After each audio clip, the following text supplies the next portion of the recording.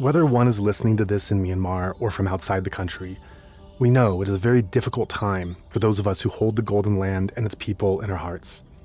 In trying times like these, we can all use a bit more care and compassion in our lives.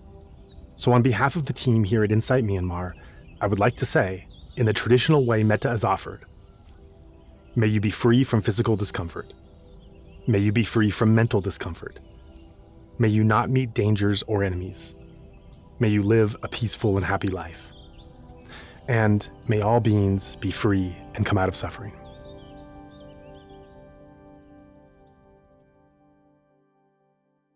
And with that, let's move on to the show.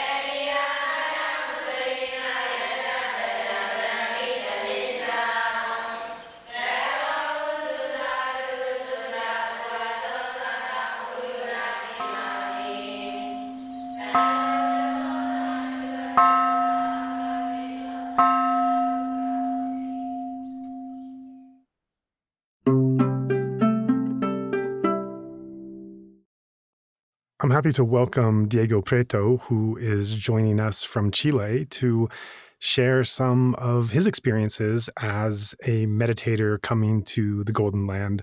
So, Diego, thanks so much for joining us here at Insight Myanmar podcast. And why don't you kick us off by telling us initially what brought you to Myanmar in the first place?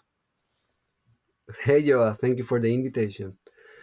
Well, my first and only visit to Myanmar was on the context of doing a documentary about the Buddha's teaching. So, first we start with a friend in Camila in India. That was like our first destination for the documentary because, all these sacred places where the Buddha lived.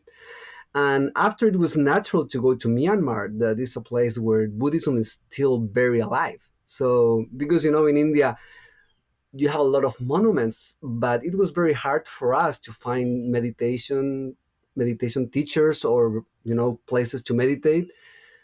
And so Myanmar gives us a lot of possibilities to learn different practice of Buddhist meditation and also to visit very sacred places that they were like very inspiring for us.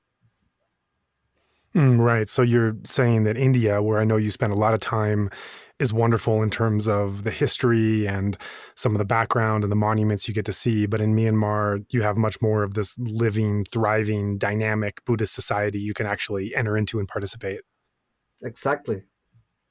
Yeah. And so coming from, it's interesting getting your perspective because number one, you're from Chile, South America, which is, and so coming to Asia in and of itself, you're going to have a different perspective than a number of the Western meditators we might talk to a bit more of.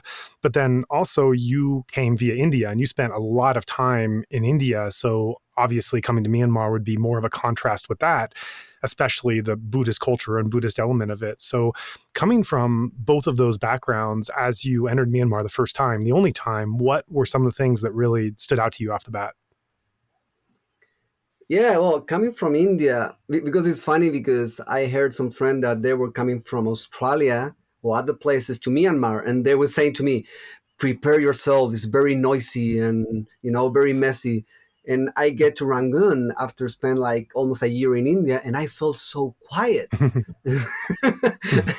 Everything for me was so in silence, and the people were so like slow sometimes for me. So yeah, I think it's really depend from where you're coming from. What is your impression of Myanmar? So my first impression, I found it very quiet, and the people were so like relaxed, I can say. In the street you can talk to them and you can sit on the corners and drink some tea. So yeah, I think that's my first impression, but I'm not sure it's the impression that everybody will have. Sure. Yeah. I think that's a really critical thing to look at is where are you coming from, both your country of origin as well as the place you just came from that is contrasting with when you first experienced that. But looking at the perspective of being a practitioner, a meditative practitioner in India for so long and practicing there and then coming to Myanmar, what stood out in Myanmar as a practitioner that was different from your experience in India? Yeah, well, in India, most of the meditation I did it was in the context of Goenka 10 days retreats that is like very structured and is very focused on more on the lay practice, not on the monastic. So I think that was my first shock is to see so many monastic way of living in the city and outside the city and everywhere. Actually, you can see monks on the street every day, and you can talk to them, you can go to the monasteries and learn about the history and the practice. So that was something that we couldn't find in India. Most of the monks that you see are from other countries that are making pilgrimage to India. So, it was not too easy to find a monastic experience in India. In the opposite, in Myanmar, it was very easy. It was just around the block, and it was very rich. So that was my first impression, and I was very satisfied with that. I felt very attractive to it. That's really beautiful. And as you came to interact more with monks and nuns and monasteries and say it as this experience that you had in Myanmar that you weren't able to have to the same extent in India, where most of those monastics were there on pilgrimage or they were there in missions and their monasteries at some of the sacred sites, but not really from that kind of living Buddhist society. Why was that important to you, or what did you gain from those series of experiences of being able to converse and interact with monks and nuns that you didn't get in India, and what effect did that have? What impact did that have on your practice and the way that you understood the spiritual path? For me, it's like the difference of studying a book about a place a lot and then get to know the place. So, Buddhism for me in India and in South America, it was a lot about it was practice in a way, but a lot from the books and the teacher of the teacher of the teacher and the recording of the teacher. So it was like a very far away from a direct experience from a living master or a living teacher. So once to get in contact in Myanmar with living monks and teacher that they follow the precepts and live accordingly to Buddhism, it was very special for me because I get to open my perspective of what Buddhism is. I was maybe close minded of what Buddhism is because I was getting an idea of a pre-concept of what it is. But then I realized in Myanmar that Buddhism changed with the time, changed. Mm. I mean, it has been 2,500 years since the Buddha passed away. So, of course, cultures change many things of a religion.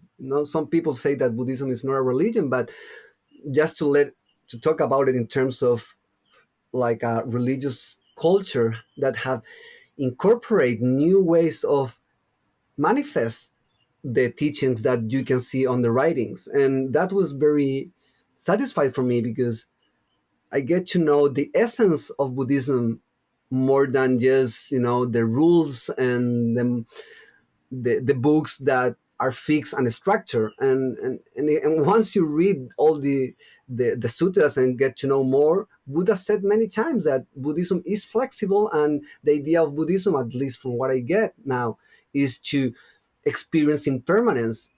So following rules and lines and letters and structure is not maybe the best way to experience impermanence. Maybe you need to know somebody that find his way to that experience so he might help you to experience that in the context that you're living. I don't know if you mean what you mean. I mean what I say.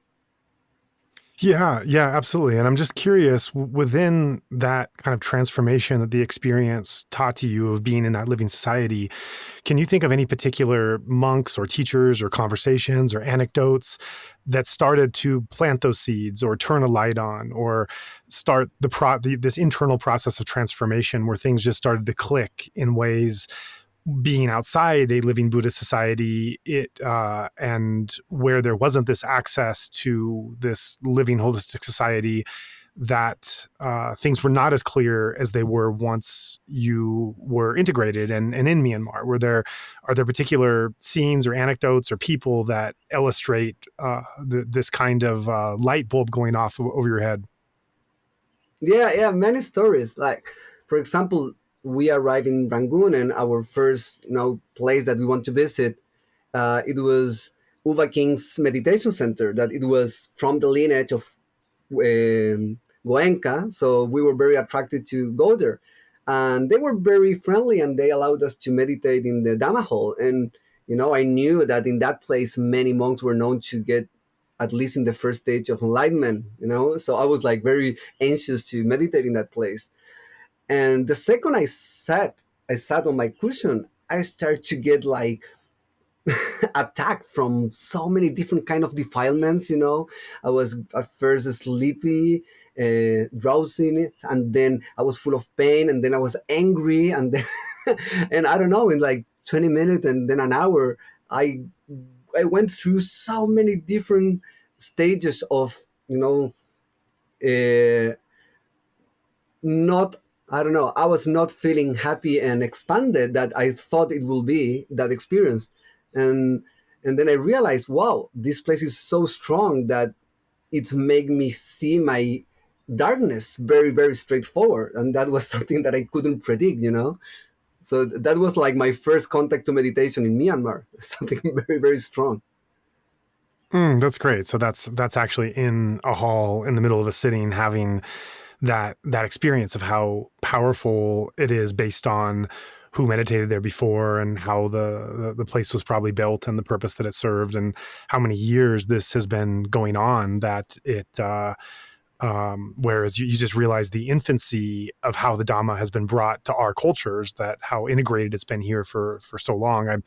I as you say that, I'm remembering going to like centuries old teak monasteries up country, like in Mandalay and around there, and going to the shrine room and just sitting in the shrine room in amazement, thinking like, this is not just a generation or generations of people who have sat here and meditated and bowed down to the statues and everything else. This is hundreds of years in this very place, this very spot, this very wood, Hmm. with these, maybe the shrines themselves might be different and they might move, but sitting in that place looking up and seeing the shrine as you look up, that I'm in this living tradition. And that and of course when you're in these beautiful old 19th century teak monasteries, the whole way that monasteries are now built in Myanmar with all the concrete, there's definitely been a lot lost in terms of just the beauty and the functionality and the deeper spiritual resonance of the monastery structures.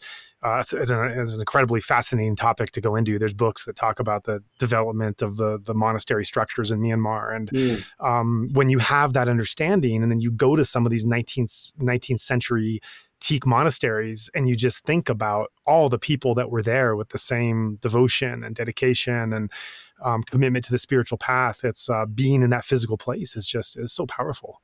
Yeah, yeah, yeah, definitely. Yeah. I got something similar in Webusaya monastery. So that was more, very, very, very far away from the city, in a small village, actually close to the village. It was completely alone there. Uh, but Umandara, that was the abbot that you know pretty well, he explained us the history of the place, and how Mm.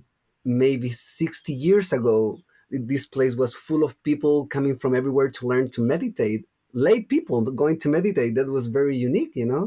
and and we stayed there 3 days meditating, following the instruction of Webu Sayadaw, that it was his Anapana, and we were reading, the instruction, carving stone, and then we were practicing, and I felt like an internal peace that I don't remember to felt that way before.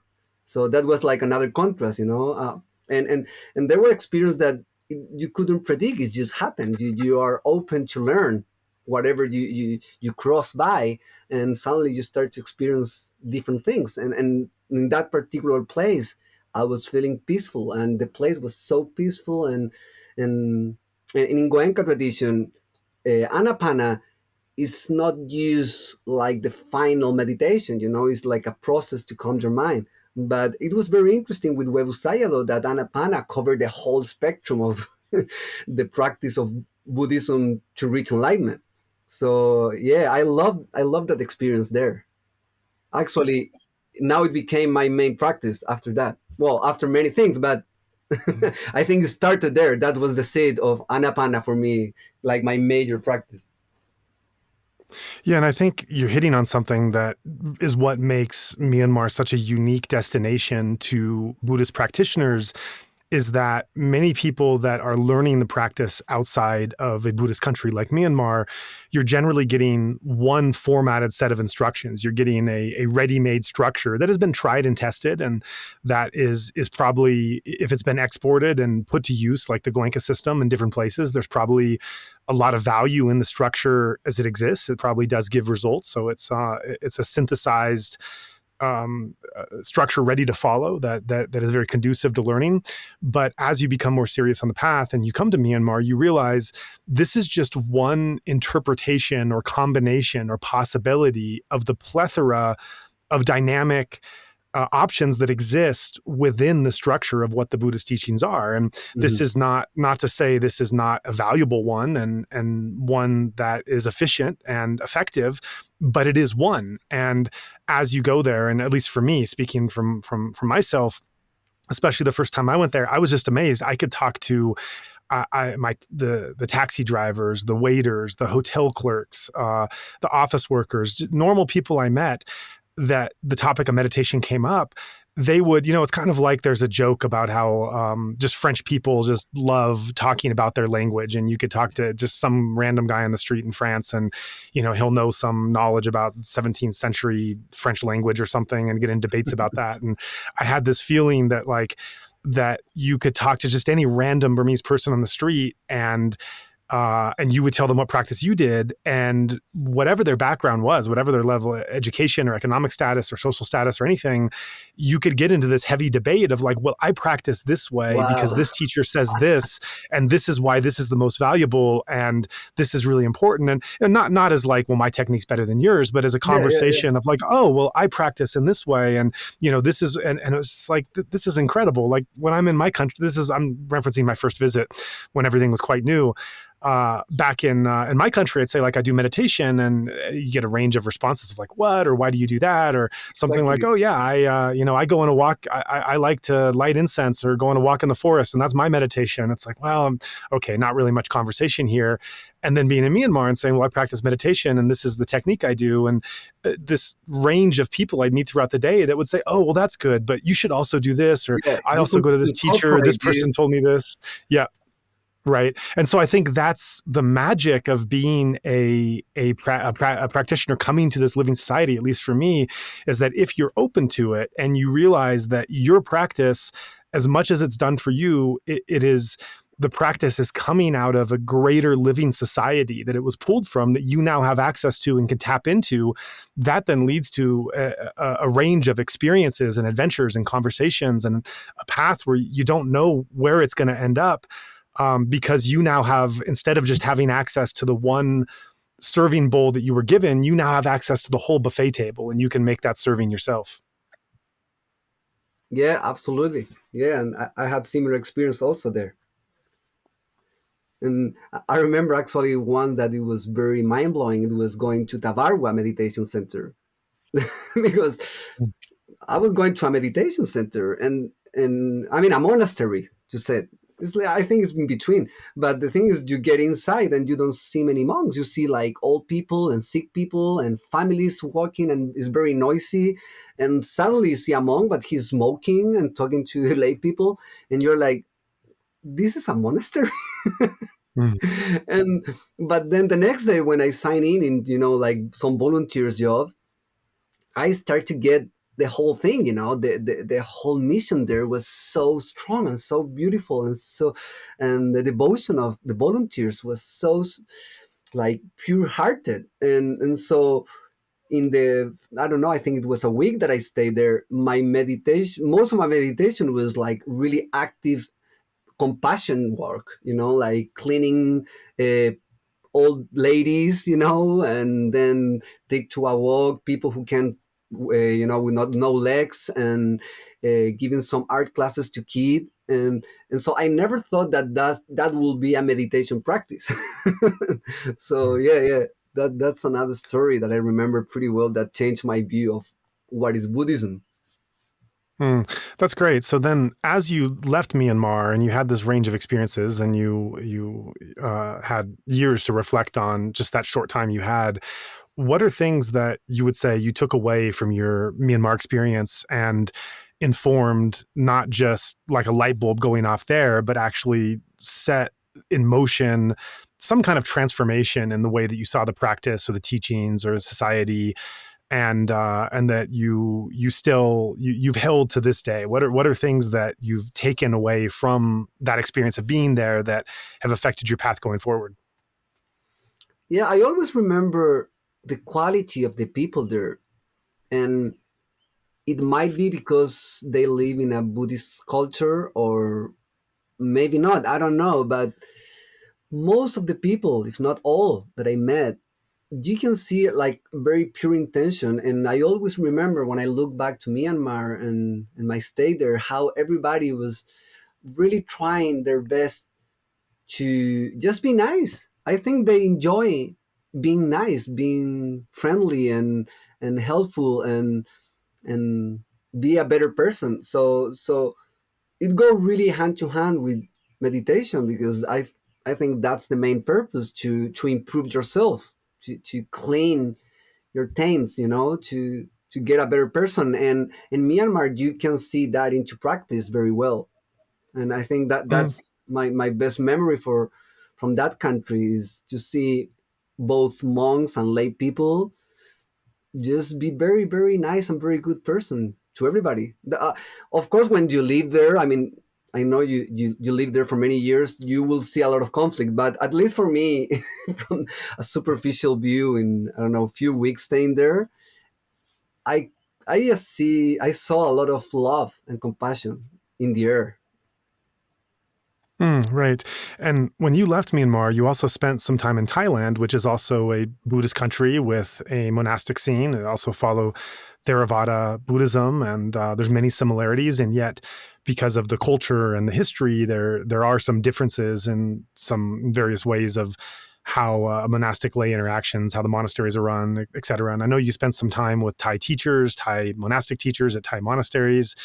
What differences and contrasts did you see about your experience among the Thai monasteries compared to the Burmese monasteries?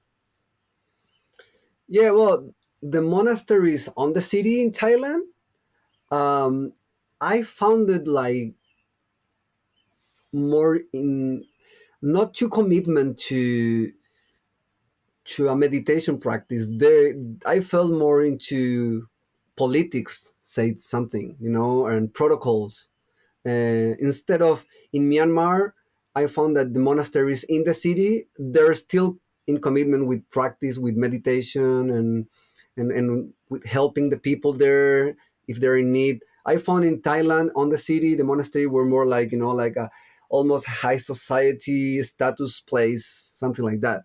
But on the forest, I found like the quality of the monks there were amazing, amazing of how devoted they are to the practice, and I got the feeling that they are all practiced to get enlightened this very life.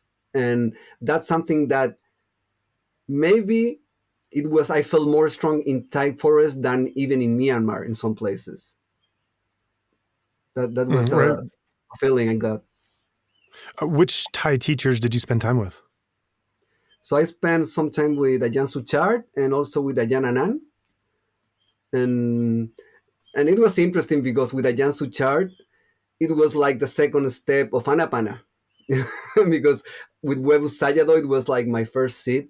And then with Ayan Suchard, he encouraged me to keep on that way, to stay with Anapana and don't jump into Vipassana. So just stay with Anapana. And he gave me some very nice tips. And the place there, it was beautiful, in the middle of the forest. So it was a very, very nice environment to practice. Right. So you had an extended Asian stay. You spent a long time in India and went to a number of the Buddhist sites there, and then went to practice places and monasteries in Thailand and Burma. And now you're back home.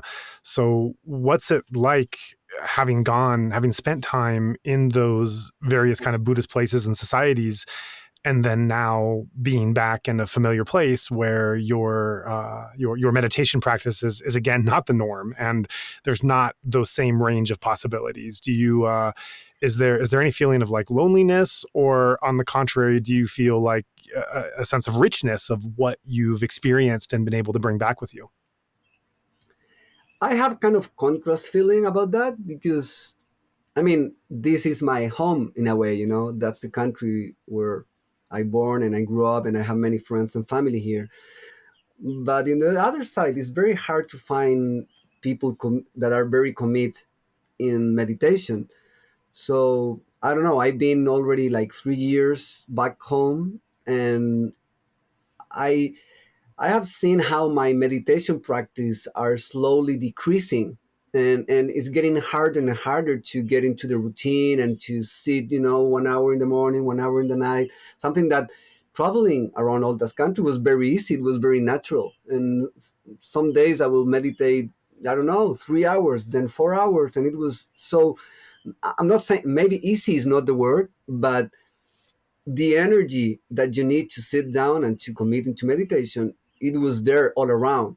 In here, it's hard to find the source of that energy, and especially with quarantine and the pandemic thing, it's been hard for me to get back into the practice that I used to have.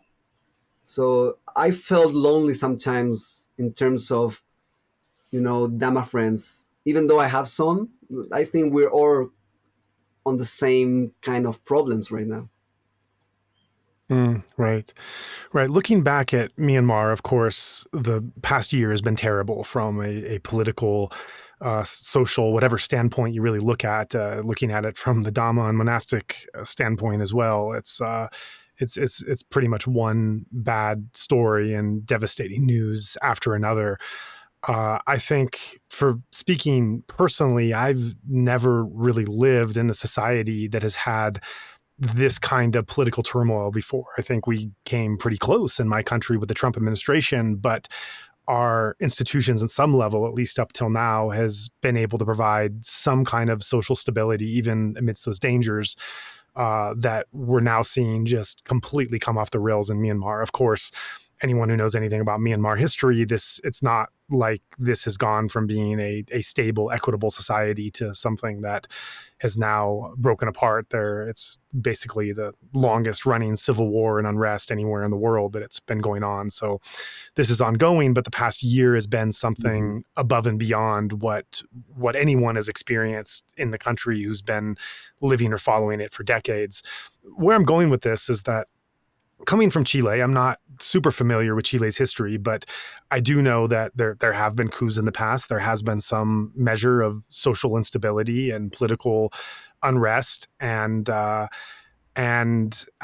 being a Dhamma practitioner and being from a place where there are issues in the society and the politics that you have to navigate, and yet you're also a practitioner living in that.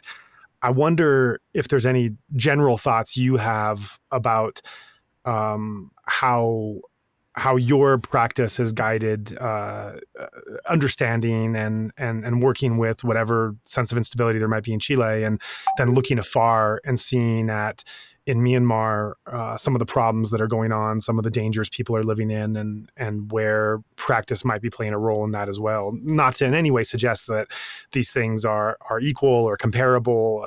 They're very different countries and societies and histories, but just in a general sense, what your thoughts are on where practice and overall social cohesion might go together. Yeah. Well, Chile is a country that have a history related to dictatorship. I think that's the word. And so, at least for my fathers, for example, they live in a society that it was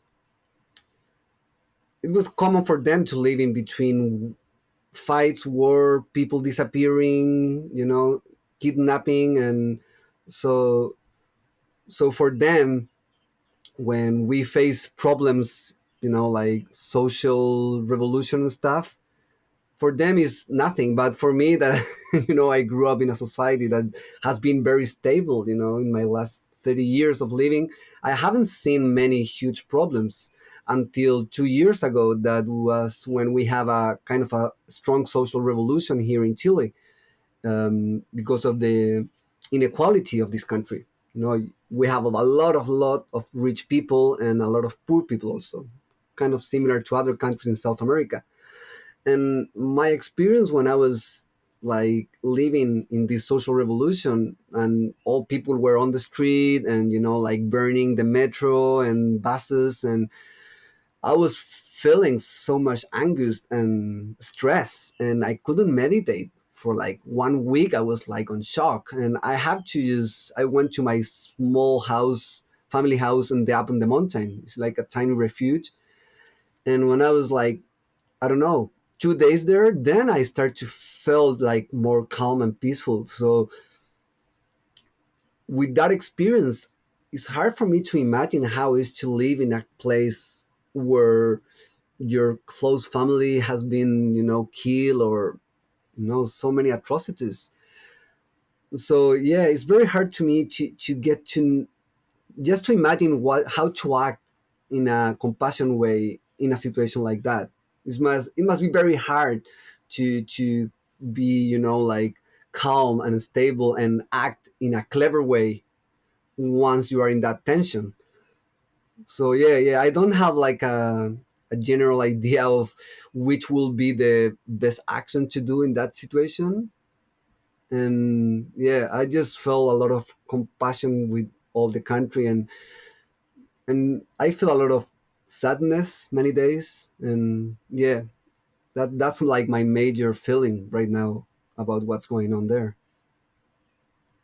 Right. And I think that's very true, that when you're going through that kind of turmoil, as a society, it's difficult to feel that sense of calm. And I think it's very telling that even what was going on in Chile a couple years ago, that even that level of disruption, which is probably nowhere near what has gone on in Myanmar the last 2 years, that was so upsetting that it disrupted your own practice. It disrupted your own stability. I think that's very telling for meditators to reflect on about what it must be like over there. And I've talked to so many people on interviews and personally that come from dedicated practitioner backgrounds. And one of the consistent things I'm hearing is people just keep saying, I am not able to practice. I can't practice for a minute. I can't sit down. I can't be alone Hmm. with my thoughts.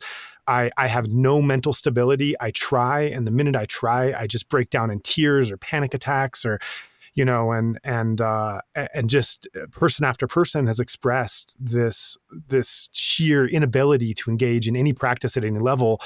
And so then from there, we'll go to another set of questions and an examination into, well, how does if you can't practice now, how does your background of when you could practice, how has that come to be a strength? Even if you're not able to maintain it now, the shift in your mental balance that happened in years before, how is it coming to your aid? Or if you can't practice, what can you do for mental health and mental Hmm. stability? And people will mention anything from aromatherapy to discussion with colleagues that take on a kind of therapeutic effect, to turning devices off for an hour, and that they're just able to maintain and manage that.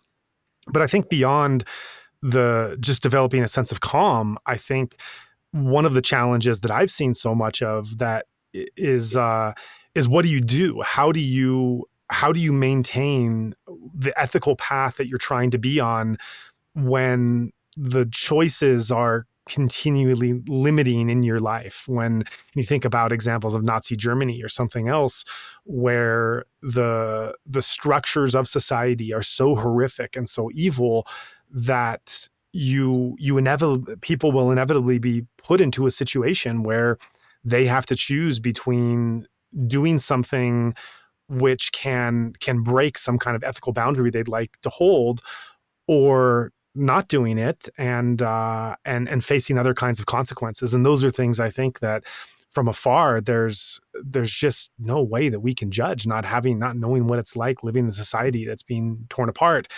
At least how I feel, all we could do is listen. All we can do is try to understand what people are feeling, what they're seeing, what their context is, and what decisions they're making based off of that, and try to sympathize, support, and understand that. But I don't know how any of us can put ourselves in a place of what we would be like if we were in that kind of position. It's something just literally unimaginable for a kind of social transformation that's taking place now, that really we can just regard with a kind of respect and support with those that are now going through it. Yeah, yeah, and it's hard because sometimes the easy way is to, like, close your eyes and try to get as far away as you can from the problem. Mm. But yeah, in the long term, it doesn't solve any problem also. So yeah, I think when you cannot do anything, it's more clever and more wisdom related. What you said, you have to listen, because listening is not running away, is to stay there and share that feeling. And even if this it's very sad and it's very strong, you will definitely learn from that. You will learn from that experience, even though you have nothing to do, or you can solve that problem, or you can even help anybody with that. I will find more useful to hear than to escape.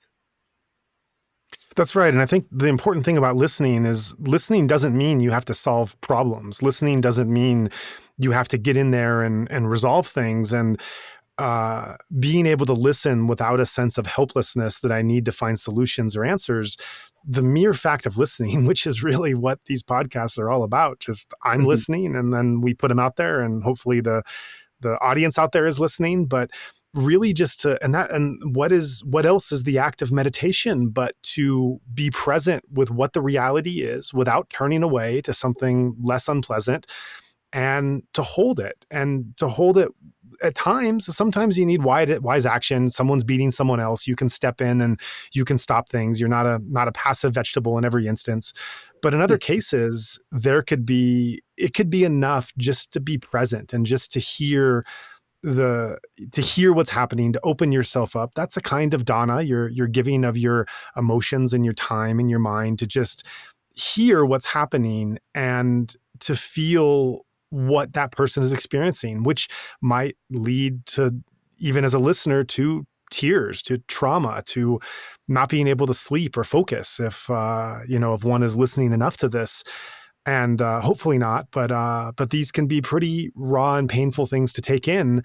But yeah, to me, I mean, that is one of the experiences of being a meditator, is being able to face and to experience these difficult and uncomfortable things and not turn away. And sometimes that is all that's needed for people going through this over there, to know that they're not alone. If there's something you could do to help, that's great. Being finances or raising awareness or donations or whatever else, yes, that's great. But beyond that, even if one can't do that, or in addition to doing that, just simply to listen and take in and just let those people know what they're going through, that they are not alone, that there are people standing for them even in these dark times. And I think that's really wonderful when the practitioner community and those in the practitioner community who have a relationship with Myanmar, who have benefited spiritually from those teachings, can find a way to give back at this time.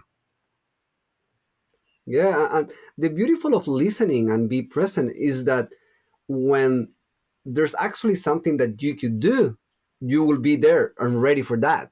So maybe, for example, you will hear 10 or 15 podcasts of inside Myanmar, And then in one podcast, in 1 minute, they will say, it will be beautiful if we can have some help from somebody who knows about, editing audio in that specific thing. And then like, oh, I could do that.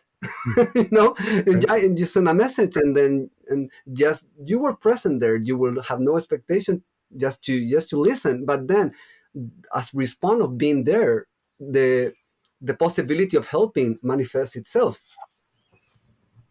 Yeah. Yeah, those are great thoughts. That's really wonderful. And I thank you so much for joining us today. It was really great to revisit your experiences of being before you got to Myanmar, your time there, and then once you left, and what you took with you. So many of our interviews have a much heavier tone given the situation there, which is very necessary. And this series is a time to check in with people about the lighter, warmer expressions of gratitude people have that went there. And it's important to remember this is not a cutout caricature of a collapsed society of poor people. This is a living, dynamic, wonderful place with many different sides of it, many different experiences. And it's not a place that simply needs things. It's also a place that has given so much, so generously, and built the entire mindfulness movement of the world. And so many millions of people have benefited from that. And so it is important to keep in mind this is a reciprocal relationship of things that we can do now to help, but also of moments to express gratitude for how much the spiritual teachings there, and even if one is not a meditator, simply the experience of being in Myanmar, and how I know for a fact from so many conversations how Burmese people and Burmese society have impacted so many people around the world for the better, and that this is not a society that simply needs things. This is a society that has given so much for so many years as well. Yeah, yeah, I'm completely agree. And thank you so much for the invitation. I feel a huge gratitude with Myanmar. And I really, really hope that we will find a way to really, really help and to solve this huge problem together as a world, as a planet. We are together in this. So yeah, that's my hope.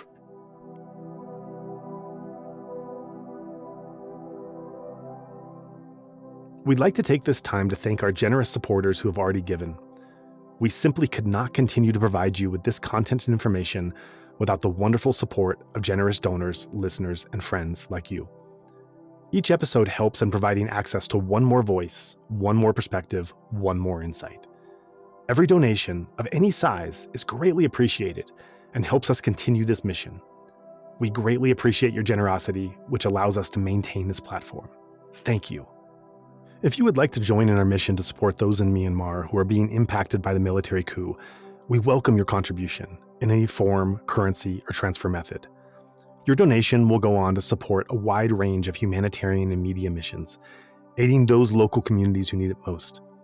Donations are directed to such causes as the Civil Disobedience Movement, CDM, families of deceased victims, internally displaced person IDP camps, food for impoverished communities, military defection campaigns, undercover journalists, refugee camps, monasteries and nunneries, education initiatives, the purchasing of protective equipment and medical supplies, COVID relief, and more.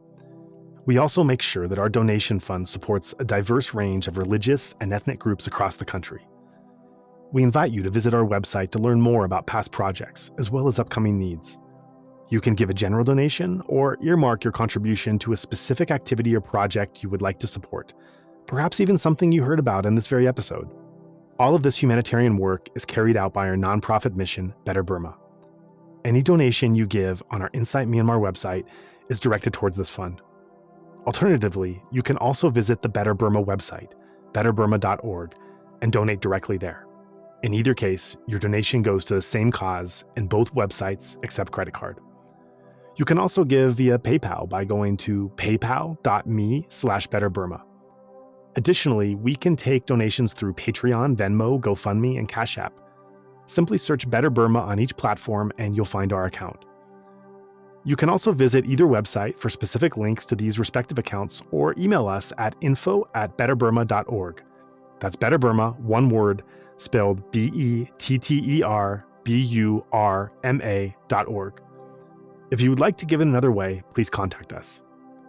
We also invite you to check out our range of handicrafts that are sourced from vulnerable artisan communities across Myanmar, available at alokacrafts.com. Any purchase will not only support these artisan communities, but also our nonprofit's wider mission.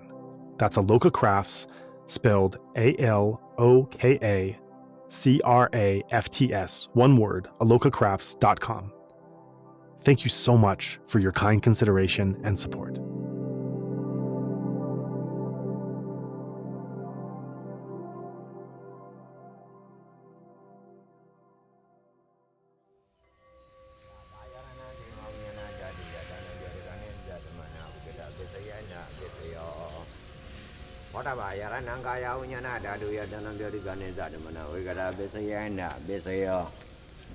Oba yarananda dayananga yaranaya dayanam boda yaranam